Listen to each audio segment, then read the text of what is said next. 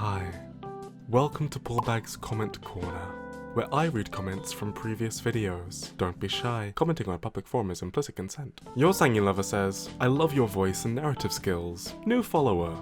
Thank you, I hope you're enjoying the stories. Nagisapi says, you're back!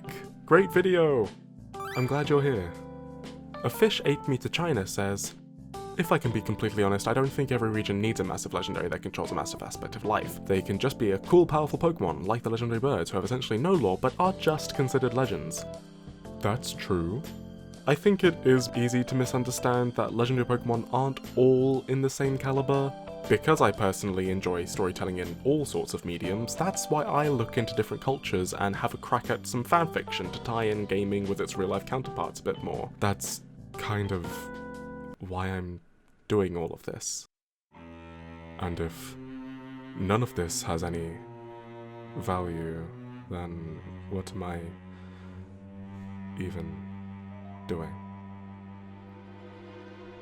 Raya Atticus 47 says, could you do Galar? Yep, yeah, okay, let's do that. Pokemon Sword and Shield have a very special place for me. I'm not sure if you can tell from my voice, but I'm English. And while the lead up to these games might have caused some problems. And so what that means for Pokemon Sword and Shield is that players will be able to transfer their Pokemon from Pokemon Home only if they appear in the Galar region Pokedex. The story hidden behind the athleisure is actually a pretty good base level interpretation of the state of one of Britain's most famous legends. But we'll get back to that bozo later. Zacian and Zamazenta themselves aren't the most formidable legendary Pokemon, but they are loyal dogs that preach patriotism more than the average Brit in their 20s. The purpose of their story is to tackle revisionist history. The people of Galar began to forget them as they had become lost to time as key players made an active effort to shift the spotlight due to various agendas. Seeing Game Freak tackle this topic was interesting. I won't sit here and say they were particularly brave about it, especially as the player didn't really have to concern themselves with the underbelly of Galar until the climax of the game. To be fair,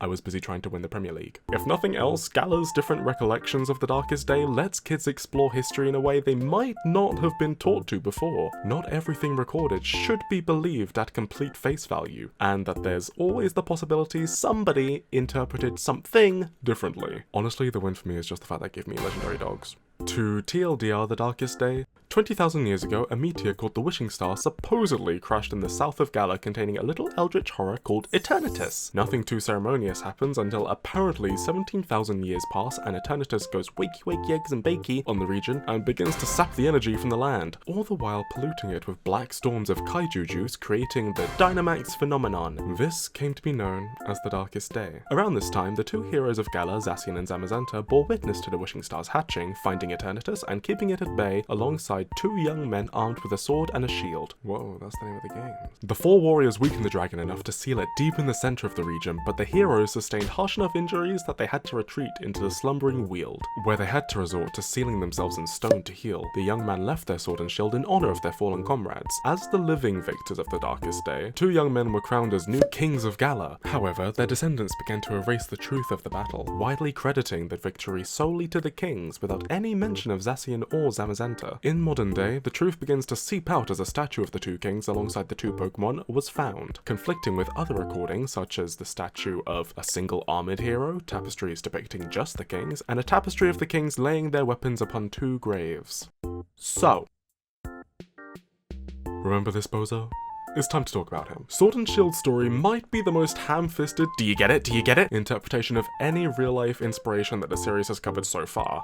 It's King Arthur. Zacian and Zamazenta are Excalibur and, do forgive me, Wyneb Guthahir. There is another name for the shield, but I'd like to give some respect to the Welsh origins of the Arthurian legend as well. They also take extra inspiration sprinkles from Morgan Le Fay and the Knights of the Round Table. If you really want to pick favourites, his is Lancelot. While Eternatus takes inspiration from one of the more disputed parts of Arthurian legend, where the name Pendragon came from. There are many interpretations on where this name originated and what it meant to receive it. However, it's blindingly obvious that Game Freak took to the prophecy of Merlin for Eternatus's character concept and design. During the reign of King Aurelius Ambrosius, his younger brother and Arthur's father, Uther, went to fight invaders. In the night sky came a star that shone so brightly the rays took the shape of a dragon head. Uther called upon the wizard Merlin for his take on the phenomenon. Merlin regrettably told Uther that this meant that his brother, King Aurelius, was going to die, and that Uther's victory would see him succeed his older brother on the throne. With all of this in mind,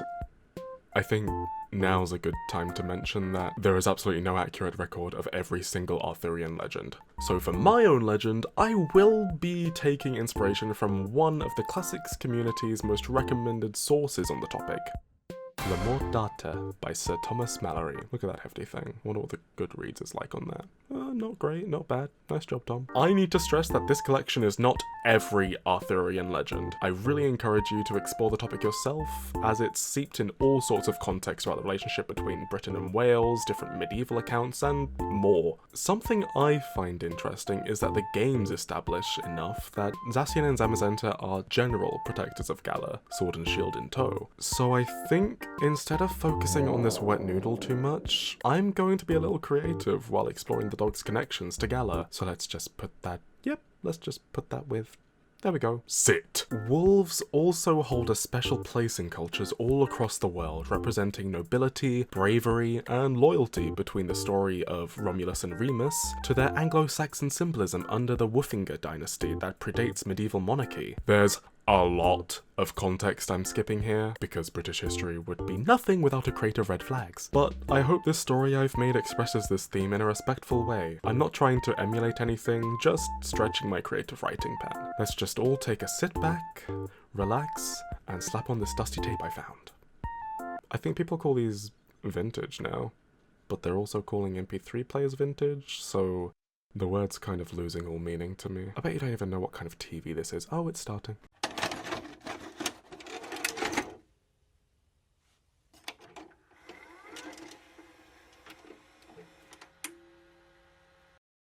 From southern mists, villagers often heard wolves howl in the night on the harvest's eve. These beasts were never found, but children dreamt of azure and blood-dyed barding upon their furs, wielding iron-forged armaments to match their unwavering will. There once was a knight who served the land, giving the promise of his own life every time he stood upon the battlefield.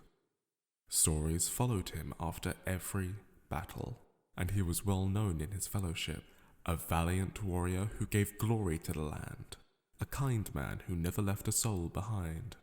This was far from his own description. He thought himself a killer, by necessity and trade. The knight always wore vermilion branding in remembrance. His victims were not only his own after all, but of war. Those battles drew scars upon him, fought for the king's head, a holy child of the land whose word was to be protected, written in scripture, and believed by their people. The Blood Knight scoffed at these texts, but he was bound by duty, not reason. On the journey towards the camp of Morrow's battle, he took in the wildlife, a glimpse of wonder behind his nihility, noting mysterious shrouds amidst the trees. He found that a golden gaze would cause a stir within his heart, and when he would ask his comrades, "Did you see those sunlit eyes?" they would laugh, taken as jest. The madman believed these as hallucinations of a guilty conscience. Arriving at the barracks, a war was soon to take place. The knight sat with his fellows to take in a hearty meal. Meats were tender, broths were delicate, and vegetables were well seasoned. The knight thought fondly of his mother's songs from the home stove. She would sing of baby wolf cubs who ran through the weald, playing with sticks and stones and strengthening their bones.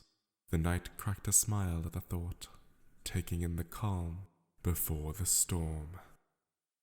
Trumpeters roared as cavalries rode at dawn. The metal clanged throughout the wilds, chasing off innocent creatures with their fight song, with only the armor-clad remaining. They fought. The knight took his sword and shield and began to pave his way for king and country. Battle cries resounded in his helm. With each slash, he took breath. With each interception, he planned a counter-strike. This was his art. As the battle raged on, and knights fell left and right, the Blood Knight flurried his blade amongst flashes of azure and blood-struck light. He could not make these companions out. Their shapes had 4 legs and caparisoned trails. Regardless, their saving blows bought him his time to see victory at the end of this fight. Stood amidst the fallen, with the head of the enemy warmonger alight upon his blade. To his comrades, he was a hero, but he knew he was not the sole victor of this kingdom's blight. The knight was never alone on the battlefield. Throughout every victory, he was the only one to see these beasts ravage in the haze of war. They were not concerned for his fellow knights, but they also could not stand to see the land thwarted by invaders. To fight for the land was to fight for the king after all. That is what the Blood Knight was supposed to be living for. So why would these defenders take so quickly to the crusade? The knight was celebrated countless times on his journey back to the capital. The city walls were plastered in vermilion tapestries in his honor. He felt nothing. In the throne room, where trumpets declared the battle won, the king offered him a reward for his bravery and hard-won feat yet again. The knight asked this time for a simple leave of absence. The king approved. The knight was given until the next harvest eve to recover with his family in the south. His journey home was laborious. No friends to carry his spoils home. He strung the cart alone in his armor, weaving through the country roads. Growing weary, the knight spotted the golden eyes once again, locked with his own gaze as he stepped into the foliage. With each step, the eyes reappeared further away. The knight took his sword from its sheath and raised it to the beast. "Come, creature, I grow weary of your taunt." From the mist stepped the golden eyes, belonging to a wolf beast clad in royal blue. Circling the knight, he lowered his blade and followed its lead. The wolf beast phased through the mist, alternating between the red and blue, leading the knight to a lakefront where the wolves had split into 2. The knight steadied himself, wary of the tricks and magics he'd often seen monsters conjure on the battlefield. The wolf clad in blue took his blade, and the one in red stole his shield. The 2 beasts circled around the knight, shone like the sun, and revealed golden crowns upon their heads. These were the beasts he had found on the glorious battlefield. These were the guardians who never failed to protect their country. The knight greeted his heroes formally by removing his helm. The crowned heroes weren't unlike the pups he was familiar with in his everyday life. Simple creatures who played with sticks and were ultimately loyal. He went to pet the crowned shield. Its fur was thick, the plate that framed its face warm. The crowned sword beckoned towards an altar in the middle of the lake, a framed arch with 2 pedestals. Laid upon them were several bronzed armaments. The knight recognized these as generations worth of the military's own, a fondness in his smile. The memories of these beasts never laid true with the people, but the land remembers. Every single battle that was fought for a king was their victory, and they ensured spoils of their own. As dusk set, the wolves gently laid the knight's weapons at his feet, their crowns taken by the mist. They limped towards the altar, where they laid their heads upon their sword and shield nests. The knight took care to stroke at the gashes on their backs. They weren't unlike his own that he'd grown neglectful to nurse. These beasts took these blows in his stead. They took them in revenge for his fallen comrades, past and present. Tears shed, and gifts were left. Several days passed, and the gentle knight stood upon his childhood home's doorstep, clothed in bandage and stain-free linens. Knocking thrice, he was welcomed, felt his mother's embrace for what felt like the first time, and shared his spoils with his siblings. At supper time, as he laid knives and forks for everyone, his mother asked, "We're all grateful for the gifts you've given us, but where are your weapons? Are they not for you alone?" The knight coyly smiled. "My sword and shield lay with the heroes who love this land for the land alone."